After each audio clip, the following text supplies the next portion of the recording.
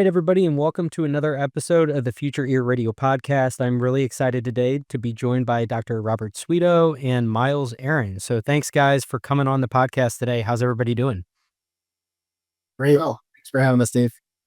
I always like asking that question when I have two people on because nobody really knows like who's going to be answering. Well, so anyway, I'll try to be a little bit more direct of who I'm addressing here. So, wanted to have you guys on though today because I'm familiar with Lace AI, your product, but Neurotone, the sort of the parent company, has sort of been um, coming onto my radar in a bigger way with some of the recent news, the acquisition of Amplify, which we'll get into.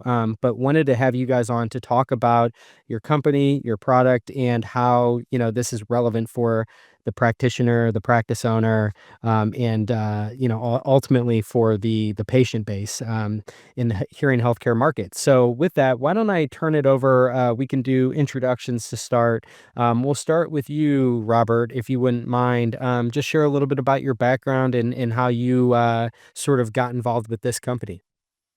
Okay, well, I'm presently retired. Sorry to say that to both of you guys who are gainfully employed and working every day, but I I started with really with this company. I've been my mentor when I was in at the university long time ago when I was going for my Ph.D. at Northwestern.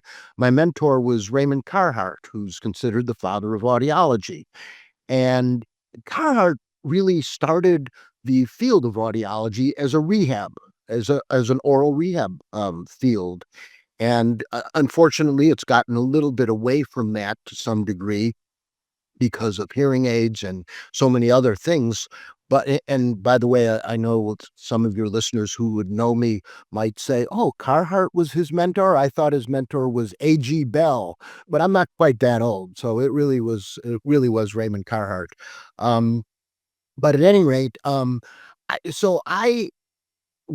been an audiologist since the mid '70s, and I think that what got me interested in creating lace was, well, in part, a failure with some of my patients that I would fit them with hearing aids. I thought everything was perfect, and yet they just were not succeeding as well as they should have.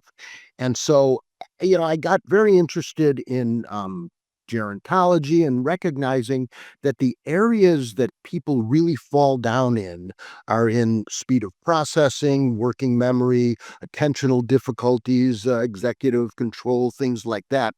And it really dawned on me that in order to complement what was going on with modern hearing aids, we really need to get the patient more engaged in improving themselves.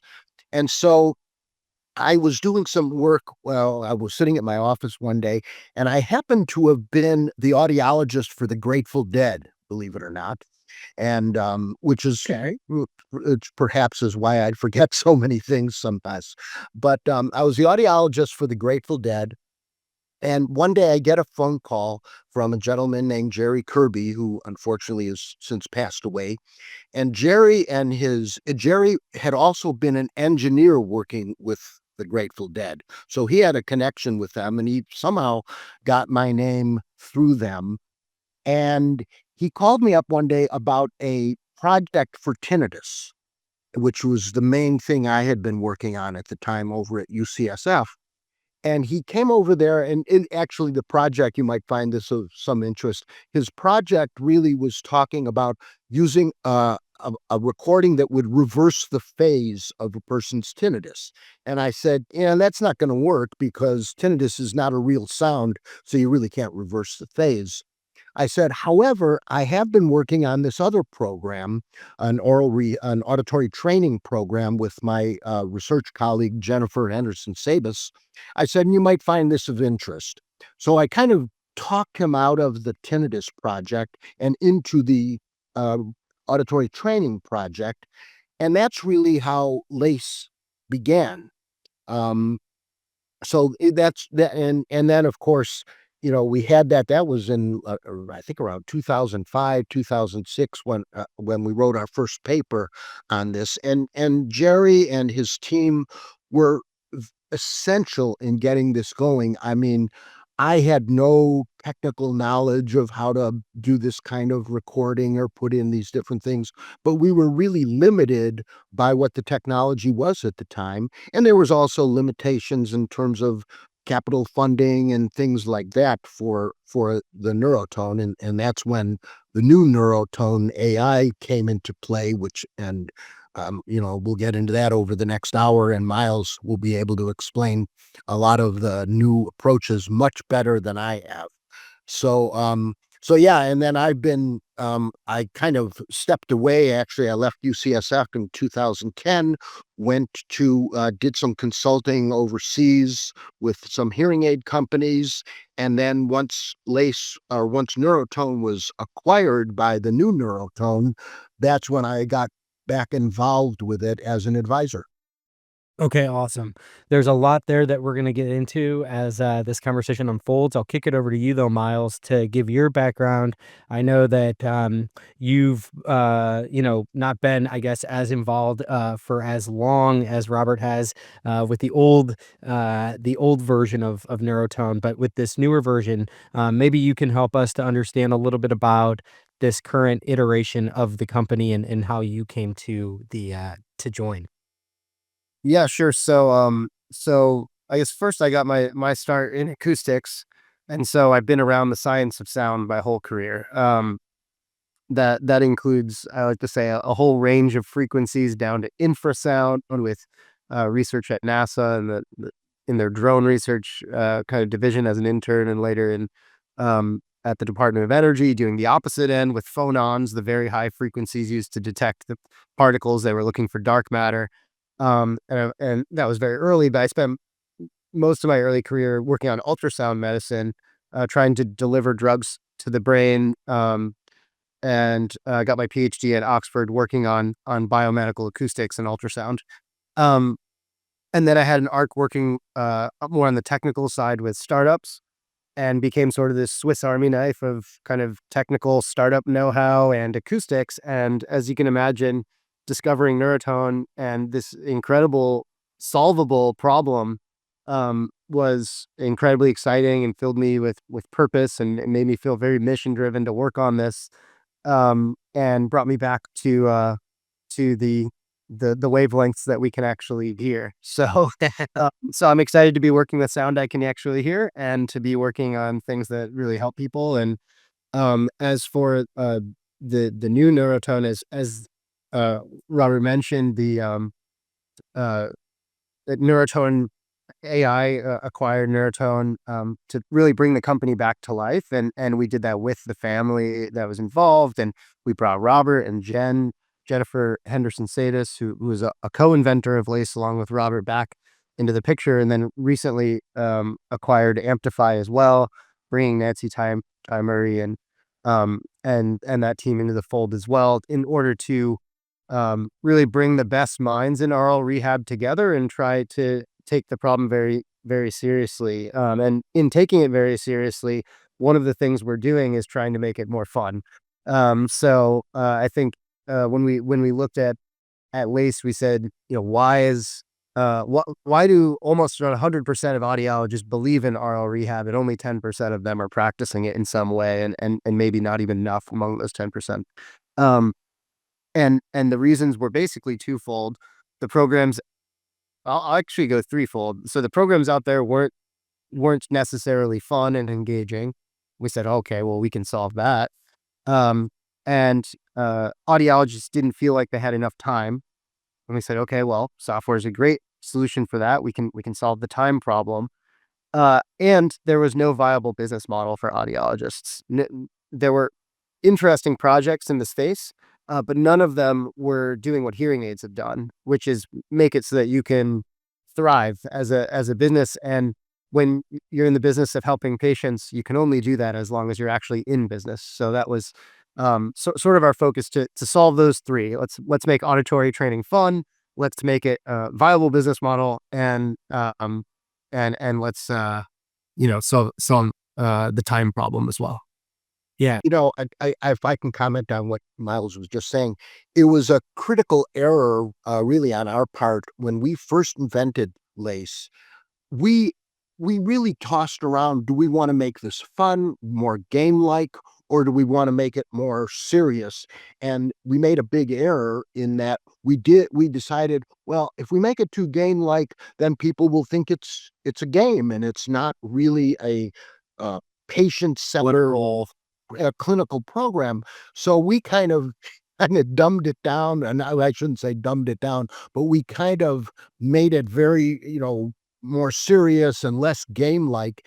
And in retrospect, that was a big problem because, one of the reasons that the original LACE, while we were getting good data showing improvement and things like that, but it wasn't really gaining a tremendous foothold, in general with audiologists. And one of the reasons was that it was too boring. And so that's, one of the major shifts that has taken place now.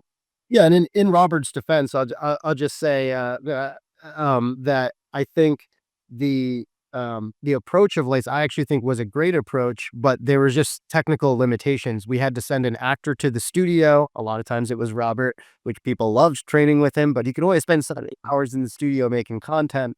And so the content library was sort of limited. And there were great ideas at the time, and Nancy worked on this, and Robert as well. The idea of recording the voices of your loved ones to be able to train with those familiar voices was an idea around at the time, but implementing that at a scale that patients could access was impossible. So I think, we're not taking it to, shooting basketball hoops as a game, like in the way that we've seen, Amplify do necessarily. But we are thinking about how do we engage you with something like a streak that'll keep you coming back every day. And we're very focused on using AI to get past that hurdle of just having a lot of content to make it more interesting.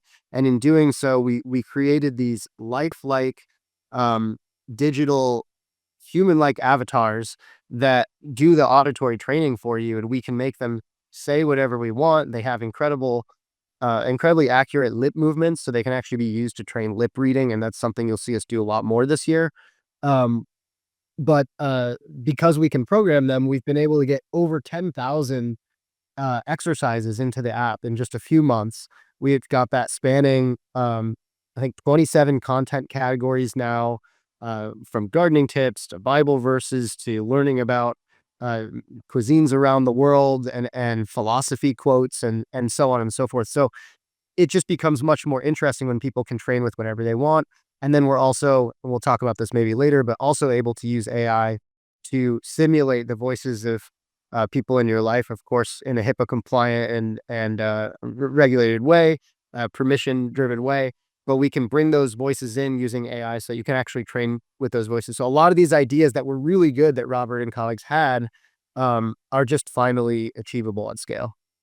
Yeah, that Of makes course, one of the things that we always worried about with the recording the significant others' voices was I would have so many patients who would say, I don't really want to hear what she's saying or what he's saying. So, but like Miles is saying, we just did not have the technical capability of doing that at the time. Yeah, yeah, that makes sense. I mean, it sounds like the Miles and team have kind of been the cavalry to help you execute the vision. And if you wouldn't mind, actually, I think now might be a good time to pull up and Robert, kind of really paint a picture of how the I guess when you formulated this whole lace and this as a solution. Can you help walk us through what exactly is going on during this program and like when you're a patient and you're going through this oral rehabilitation, what's the science behind it, as to why you're able to generate these improvements in things like speech and noise and all that? Well, I mean, what's the main thing that patients complain about when they come into an audiologist? They go, I can't hear a noise. And they would say, and everybody talks too fast.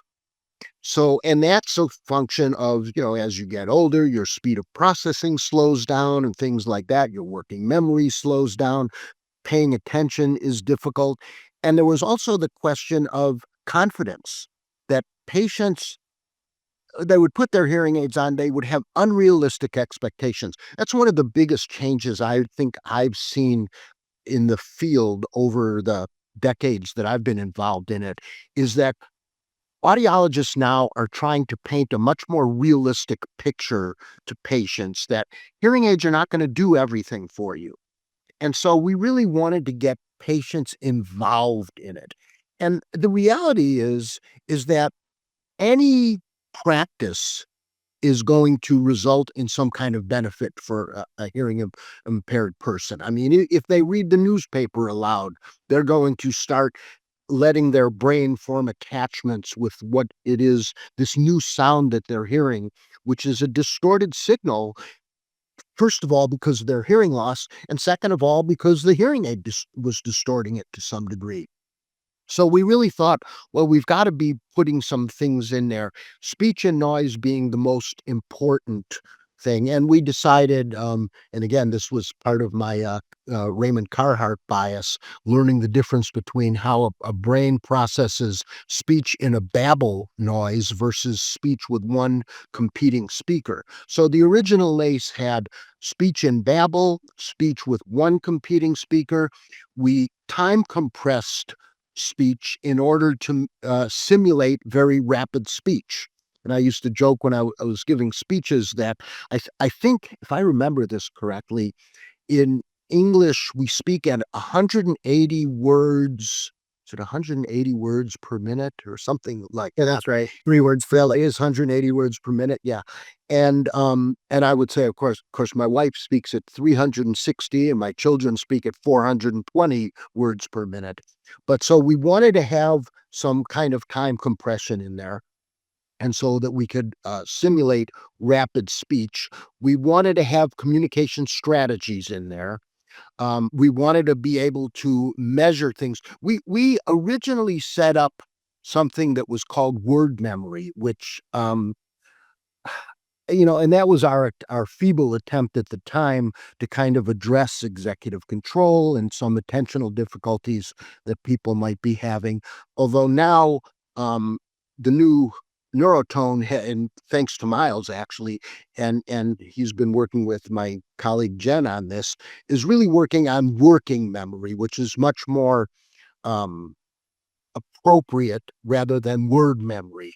So they're working in that regard. We had a lot of communication strategies in there, which now, as I'm sure we'll get into later, are accompanied by visual input, which again, at the time when we first formulated this, as Miles was saying, I was the unpaid actor.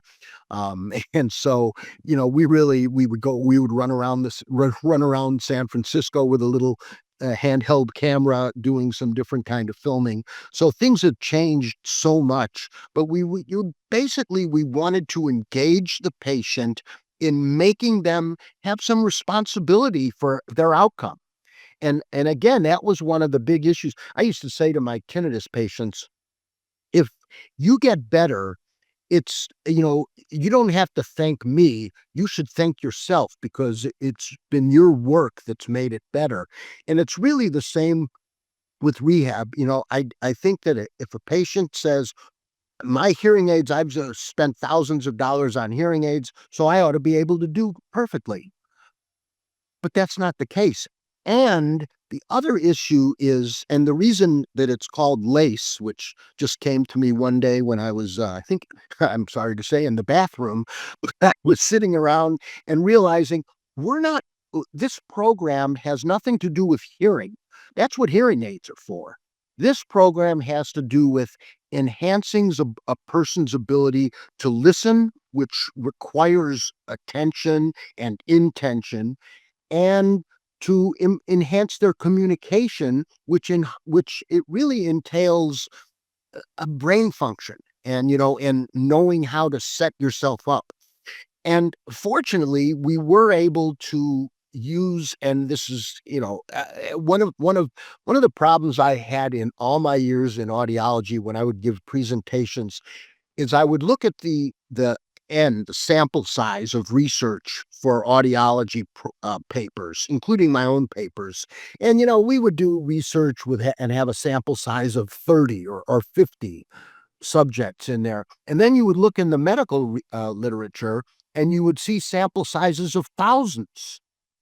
And this was, and it still is a problem in audiology, but with software and with a program like LACE and what Neurotone AI has been doing for it, is we can collect data on thousands of listeners, thousands of users, and then be able to really formulate, create changes, improvements in the program, and provide feedback back to both the patient and to the audiologist or whoever is recommending the LACE, in a manner that just couldn't be done in the old ways. So I think that that was some of the main thing. We also, had worked early on.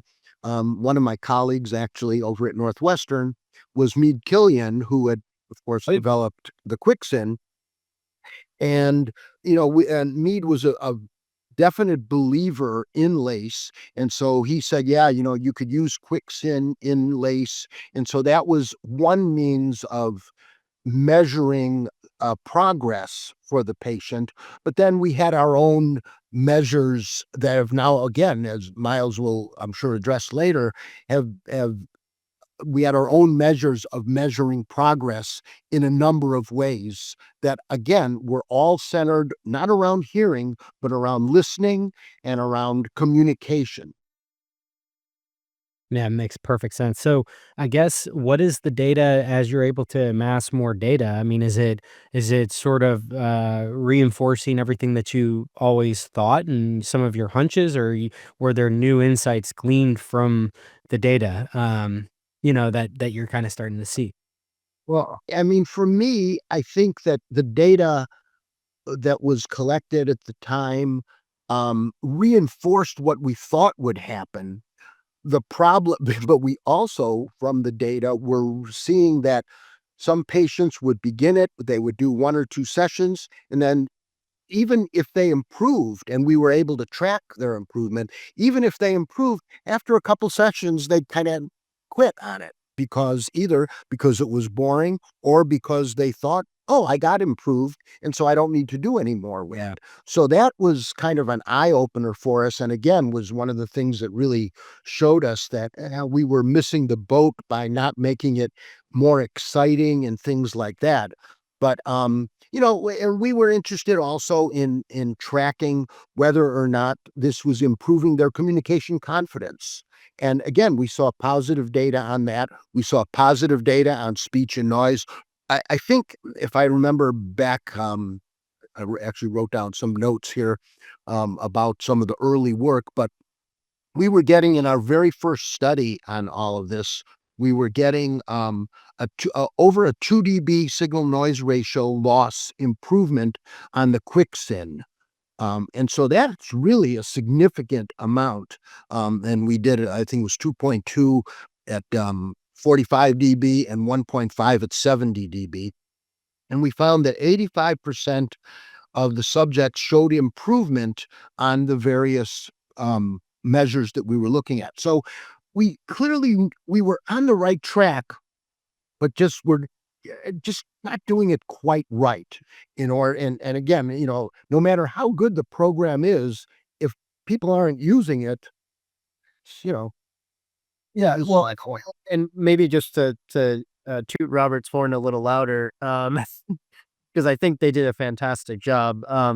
There's data showing that even most of the patients in the studies I was seeing were staying, 75% of them were staying. So we're always critical of the 25% that drop, but it's not like it was nobody. Like lots of people were staying through the program. It was about 75%. And, and the people that did it, when you gave them hearing aids and then they started LACE, the incredible thing that was happening is that the return rates on those hearing aids was dropping by numbers that are almost embarrassing to say out loud because they're so good. Um, in one study, it was 74%. In another study, it was 91%. And these were third-party studies, one done with Cycle, others with other research groups that weren't tied to Neurotone, over 1,000 patients, many across many clinics in the US. So we have really good data on the impact on return rate. And what that means for the patient is exactly what Robert was saying, an increased confidence and ownership of their journey. And when they go to put those hearing aids in the drawer because their life suddenly sounds different, they say, "Well, did I do my LACE?" Or like, is it the hearing aids or is it that I didn't do my part as a patient?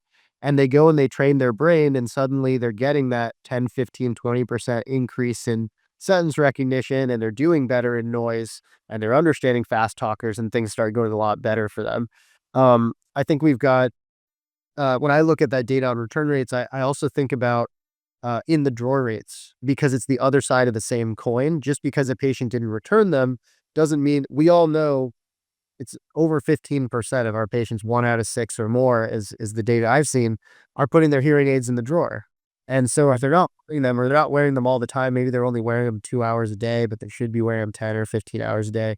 Um, that's also a failure. That's also a hearing aid rejection. And I think laced is we don't have that exact data on in the drawer rate, but I think it's easy to make the leap from the return rates are decimated. So probably the in the drawer cases are also being equally improved. And I'll take us back to even like kind of a first principle study without LACE, because Robert mentioned, somebody can read a newspaper and get a benefit. If we look at the HELP program, they looked at 7,000 patients. They give them 3 1-hour oral rehab classes and they found that that reduced returns 3x. Just that little extra oral rehab. And so audiologists don't have the time to do 3 extra hours of appointments for every patient they give hearing aids. Just most of them don't, and most of them won't. They might do it for fittings or return appointments, but they're not going to do it as part of the acclimation phase. And that's where LACE makes it possible. And the data has overwhelmingly supported that.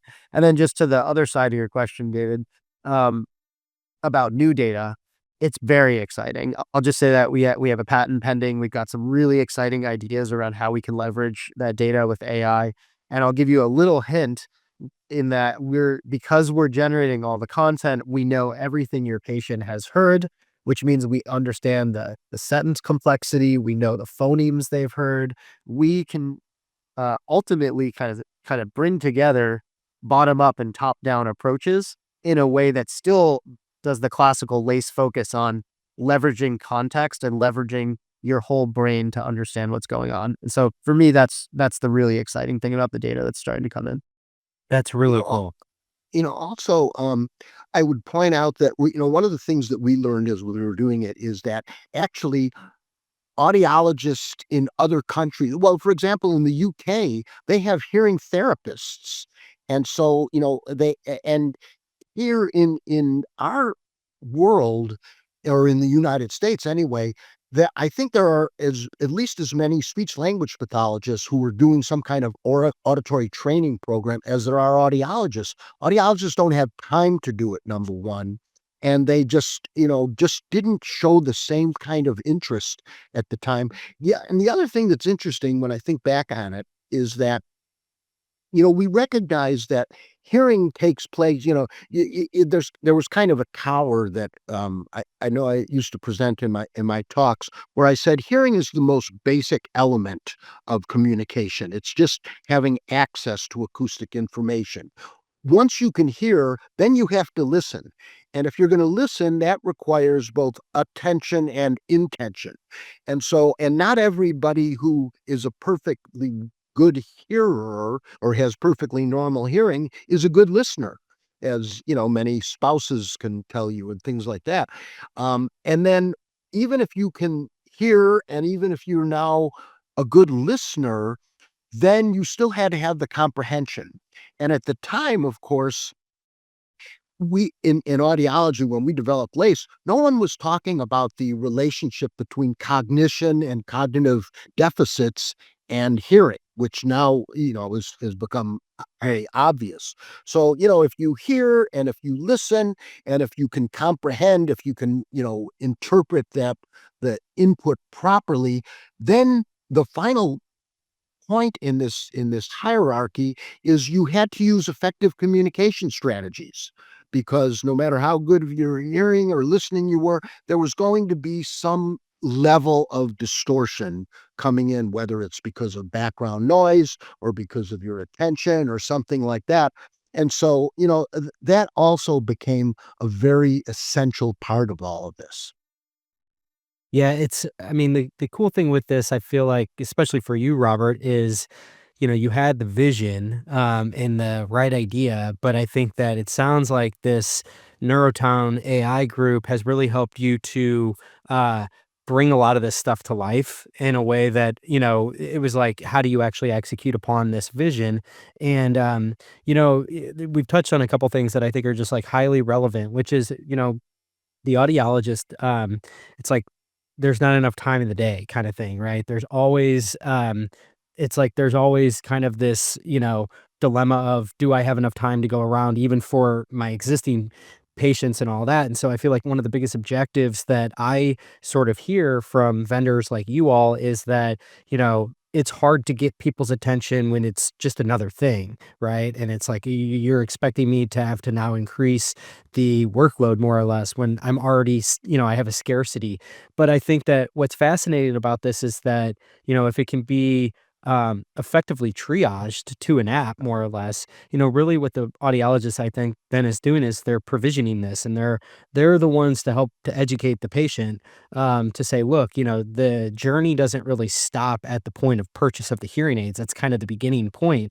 And I have to imagine that there's probably some psychology to that whole reduction in return rates beyond just the science of improving is when you give people that ability to have some, you empower them, with like, you actually can take control here and you can do this exercise, which is going to help to improve it.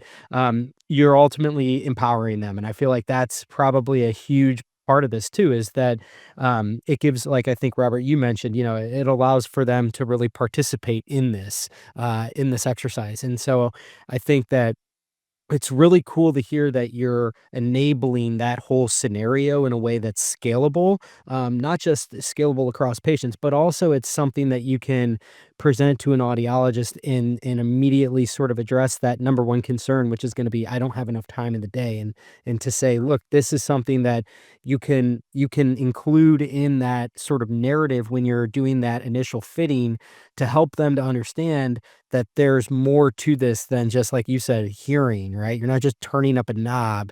And I feel like that's just so relevant today where I feel like, one of the biggest challenges that the audiologist really faces is how do I differentiate in a market that is becoming increasingly it's feeling more commoditized. And so I feel like you need to really stand apart, and what better of a way to do it than, things like this where it really does come at it from a clinical standpoint. There's a lot of clinical data that supports everything here, but now you're able to do it in this like kind of gamified way that's more, I guess, like in, a little bit more, I guess, appealing to the patient. Alan, one of my visions that I would really hope for, and I'm hoping that the new LACE really allows for this, is if you think about other medical practices or paramedical practices. I just had my shoulder replaced a few months ago. I wouldn't have dreamed to not do physical therapy. And there's no way that the surgeon would have not recommended physical therapy, because no matter how good the surgery was, if you didn't do the physical therapy, you weren't going to get the proper outcome. And yet, that Mhm. still has been a very difficult selling point to the audiologist to realize that what's the difference here? You had a physical deficit. It's been helped with some kind of prosthesis in many cases, and in some cases with no prosthesis. But then why not complete the journey with therapy? And so that's what I hope really is our goal. Yeah, I think you outlined it really well, David. I was talking with Jen, and one of the things she said is that she was sitting on data that she'd never actually published because she was actually concerned that audiologists would be afraid of it. And I think she presented it at a conference years ago and decided not to publish it. But I'll say it here, which is that Lace actually reduced the number of appointments, return appointments for, checkups and fittings because the patients were just happier. And so the time argument's really interesting because by simply giving them the software, you actually free up more appointments for new hearing aid fittings. And um, I would ask us to take a look at the alternative too as audiologists. So what happens? it doesn't just start with the hearing aid journey, the hearing aid purchase. What happens to all the patients that come in? You're not going to your audiologist for fun as it is. And so you come in because you're having some trouble and they tell you, oh, you've got mild hearing loss. You're not ready for hearing aids yet. And then they're like, come back in a year. And of course, I'm not trivializing. We look at vestibular issues. We look at, potential conductive hearing loss and so on. But 9 times out of 10, that person's going to come back in a year for a checkup. What if they could leave with something to take that journey into their own hands? What if they could start to do early intervention and preventative care? And then you look at people that are coming in and saying, you know what, hearing aids are just too expensive today, or I'm not ready to wear them. It's going to make me feel old. Those people, maybe you can't break through. And yeah, hopefully they'll come back in a year. But like you said, the competition is intense. Maybe they'll go to Costco for their first set and then they'll be back in your office in 3 years. And so we missed that whole opportunity for better care. And so I think LACE also fits into the journey for those folks. And I also think there's a whole suite. We're seeing it's getting recognized more and more now. This hidden hearing loss group. We all know about APD and auditory processing disorders, but also hidden hearing loss. And if that's maybe 10% of the appointments coming in or something, those people are leaving without a solution if you're not doing in-office RO rehab. So this is the way that you give them any treatment. So a lot of the time, the alternative is simply nothing or it's just come back in a year. And I think as a field, we just need to do better for those patients. We need to have something to give them. And I think RO rehab is the best answer we have right now as the field. And our focus is to make it better and better and better and better. And to always do that on a foundation of research, which is, part of why we brought Nancy on with Amplify and certainly why Robert and Jen are motivated as well. So if I'm a clinician, practice owner, and I'm interested in this, walk me through what the actual sort of like details are of how this gets introduced into a clinic. Like what is the actual provision of this? Is it as simple as, hey, download this app and here's the sign up and then what's that patient expectation? Just kind of help me understand exactly what's being communicated to call it a new, Neurotone customer. Sure. Yeah. So, first I'll mention that the licenses for patients are lifetime licenses. So, there's no monthly issue there. Like we give patients the software for life, and all the upgrades that come with it. We're gonna So it's just a get single purchase. single purchase. Just like your hearing aids, except it actually lasts forever.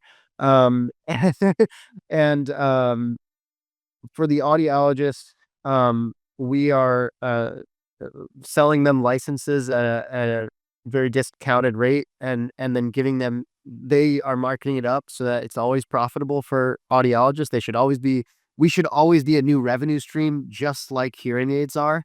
So we're trying to figure out how to position RO rehab as like a second tool in your toolkit if you're an audiologist. Um, and then all of the kind of advice and training and things like that are in the app. So when the patient gets the app, there's an entire learn section, and it's got tons of video content that's from uh, Dr. Jennifer Henderson Savis's actual course on RO rehab. And then we're bringing in APD curriculum and cochlear implant curriculum and more hearing aid tips and more communication tips from the original LACE and new ones as well. So the idea is you've got your audiologist in your pocket, and critically, it's tying the patient back to your practice. And so actually the app is not, you'll never see Neurotone's logo anywhere. You'll never see LACE. What you see is the name of your practice. It's white labeled for the audiologist. Um, and everything we've done in there is to strengthen the doctor-patient bond. So we're doing things like kudos and notifications, but they can come from your provider, not from us. And those are things that the audiologist can fine-tune in a back-end system to make sure it reflects the way they want to communicate to their patients. But I think that's one thing they'll find. There's so many little things we put in to make it easier on the providers. And one example of that would be no passwords. When we looked at the original LACE, we looked through every support ticket that ever came, and we said, what are people complaining about? Let's just fix those. That makes sense. And you'd be shocked. 90% where I forgot my Forgot the password. password, yeah. And so we got rid of passwords, and now you log in with your phone number or email. You get a one-time key, and it keeps you in for as long as as we can, um, and that's it. And we do other things like we have the app address you by name when it knows your name, and we're working on getting to more and more names. But I think we've got about 80% of the names now. Yeah, I can say.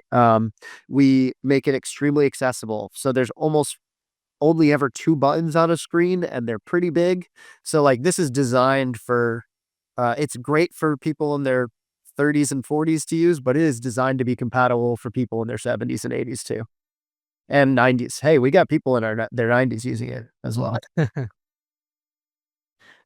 So what's the patient expectation though? Is it, you need to be doing this once a week for the next 12 weeks, or help me understand that? Yeah, and so Robert can probably speak to the data here, but I believe the studies have you doing 30 minutes a day for 4 weeks to see the clinical benefit you're seeing in those studies. It's roughly like 6 hours of practice, and so we are working on features within the app to encourage patients to hit that clinical benefit mark where we know they're getting like the full dose of LACE. But if you keep doing it, you'll just keep getting better, no doubt. And so, especially as some of the things like working memory are more related to staving off cognitive decline and more even early intervention for cognitive decline and things like that. But yeah, it's the expectation is that a patient's going to go use it. Hopefully, they'll use it, 3 to 5 days a week. If they make it 15 minutes a day, they're still going to see improvements. We hope they'll use it for the full 30 minutes. But the bar is pretty low. And I think we just got really lucky that the brain is so powerful that patients can get a benefit with such minimal usage. I mean, it was just kind of lucky that way. I mean, it could have been that you needed 2 hours a day to see a benefit and we'd be pushing people to do 2 hours a day, but the fact is you get great benefit from 15 or 30 minutes a day, and so that's just amazing that patients can do that. We're As we start to bring in real-time data, which is another project we've got, patients will be able to read the morning news or the sports scores. You do that for 15 minutes, and suddenly your communication and listening skills are improving. Of course, we've got lots of great content now, but you can just kind of see where it goes. We're thinking about how can we give you 15 or 30 minutes that keep you engaged, keep you happy, keep you interested, and really get you that clinical dosage of LACE. Yeah, and I know when some of the data that we collected on the original LACE back in the early days of it, were showing because we weren't sure how long a person should have to be engaged in it. And we looked at the literature on some other programs and things like that. But over time, we actually shortened, as Miles is saying, shortened the amount of time that a patient needed to be engaged in it before their performance level would kind of, level off. And so, and then the other thing is, again, as Miles was talking about passwords and things like that, when I think back at this, I haven't thought about this for a long time, but when we originally developed LACE, it was on a compact disc.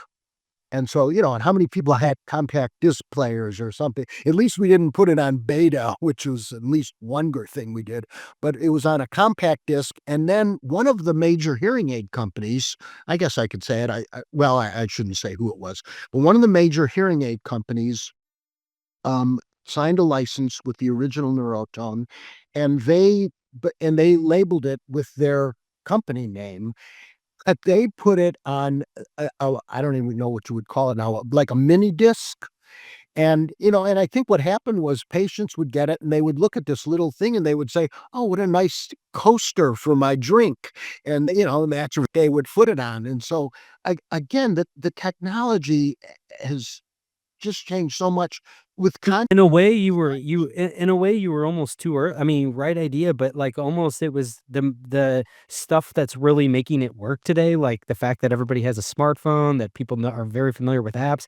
You were almost a little bit too early with your idea, because now it's, like, easy to not easy, but much more, accessible, I guess, than it was back in the day, right? Like, there's just been taught as States a year ago. I mean, the where we're building on the AI stuff we're building on, some of it, it's like becoming available as we're building. It's like in the last year, in the last 6 months, 3 months, when we talk about cloning voices of your loved ones and doing that at scale, like that would have been a whole startup would have been needed with Right.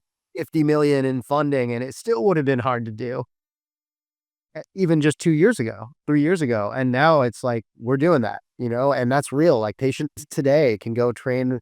A student can train with the voice of their professor and learn to hear in school. Someone can train with the voice of their preacher. Someone can train with the voice of their niece before a holiday party. Like that's here. That's in audiology today. It's pretty exciting.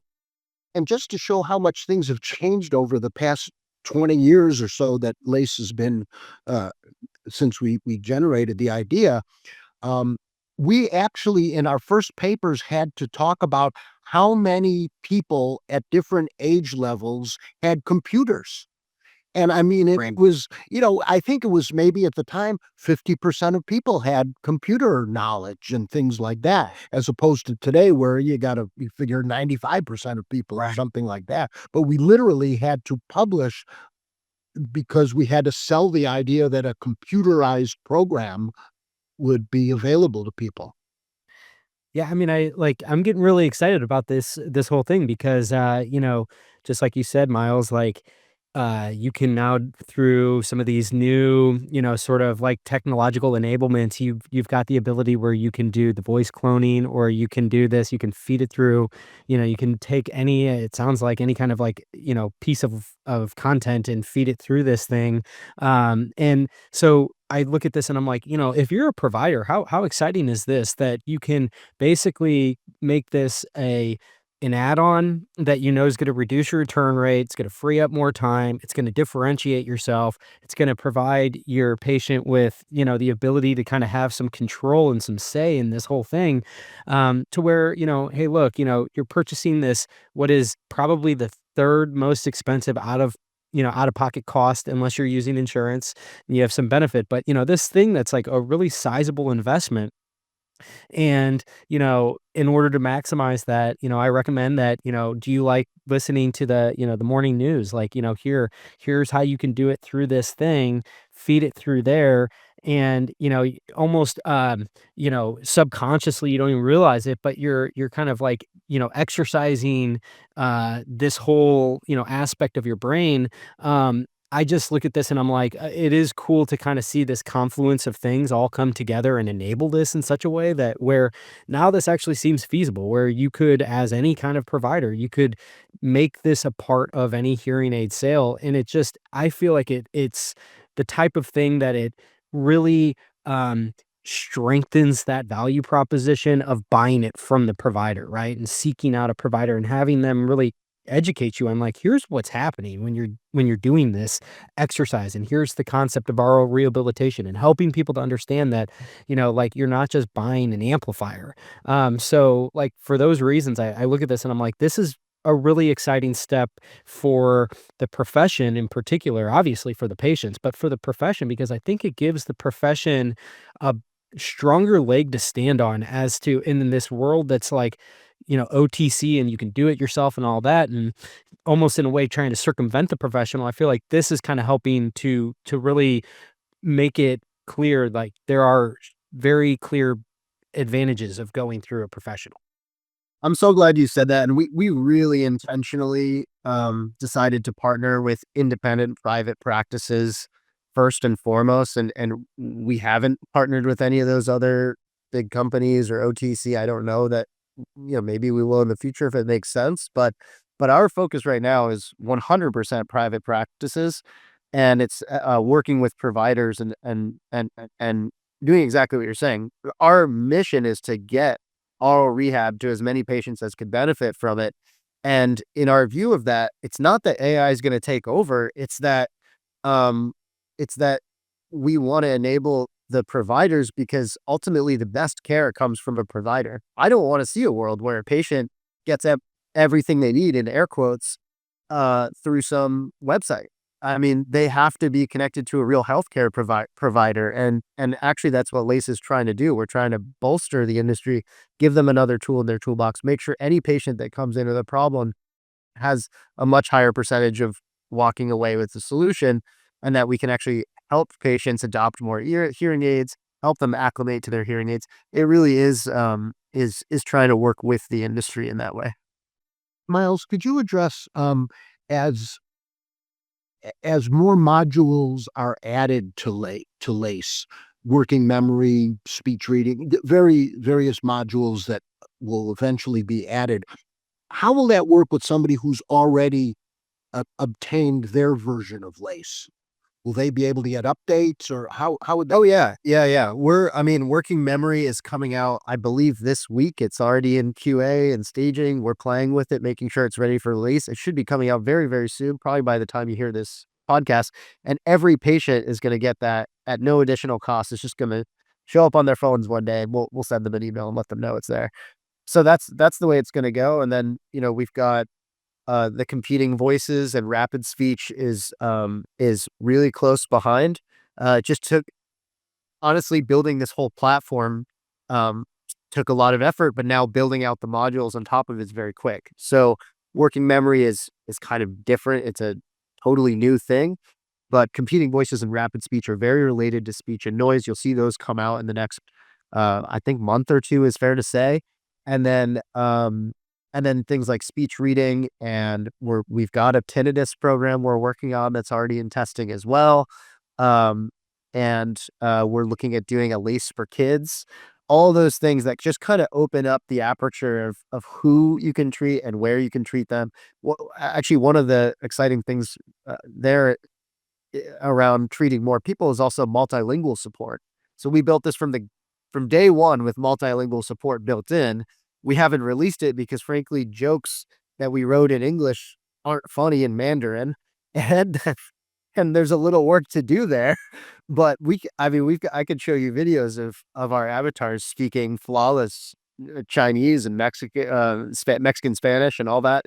But next to that, even for our existing patients, there's training with different accents. And so I think you'll see that come certainly this year. I can't say exactly when, but that's on the roadmap as well. And all those things will be for free for the patients. And the only thing I could imagine ever costing anything extra is if some feature we build costs us extra and we can't support it.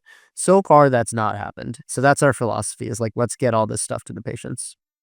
Well, Miles, thanks for saying that, because now I know why when I was giving speeches in other countries and I would tell a joke, everybody in the audience would look at me like I was nuts. They would boo you.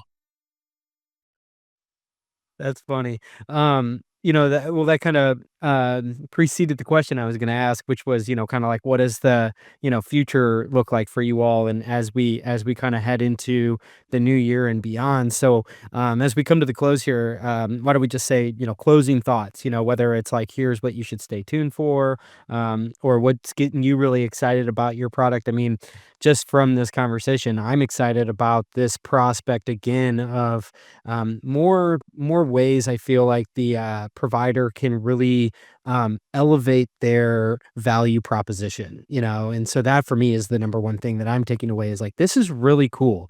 This is the type of thing that I think is going to really allow the professional to stand apart, and it puts power in the hands of the patient, which I feel like, that level of then they've got skin in the game now, I guess, if you will. And I can totally see how that helps to drive down, in addition to the actual science of the improvements that you're getting. I just think there's a huge psychological component of that. So, closing thoughts from either of you two.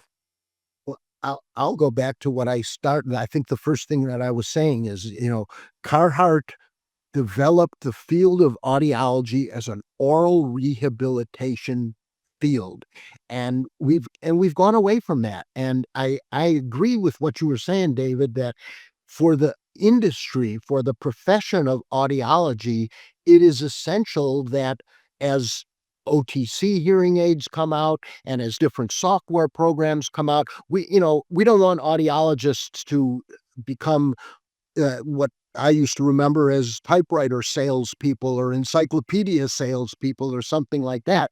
And so this really does give them, and also give the patient the education that hearing is different than listening, and hearing is only a component of communication. And that, patients don't come in and say, I want to communicate better. They come in and they say, I want to hear better.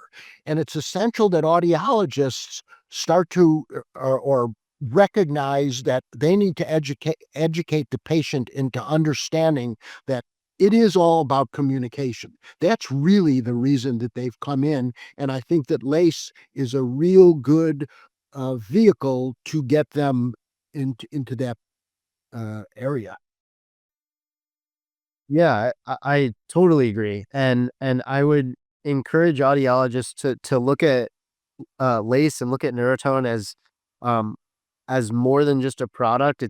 I think it's a mission and it's a movement, and we're looking for partners. Like, I don't think of any of the audiologists as customers. I think of them as partners, and I don't think we can do this without them. And I think we have to do this together. And it's like we all believe oral rehab is better for our patients. And if you work with Neurotone, we will invest everything we can back into making that a better experience for the patients. And I think that's great for the field. Um, and so, yeah, that's my vision. Let's get oral rehab to every patient that could benefit from it. End of story. And I think we're fully dedicated to that mission. That's awesome. Well, I really enjoyed this conversation, guys. Robert, Miles, thanks so much for coming on. Thanks for everybody who's tuned in here to the end. We will chat with you next time. Cheers.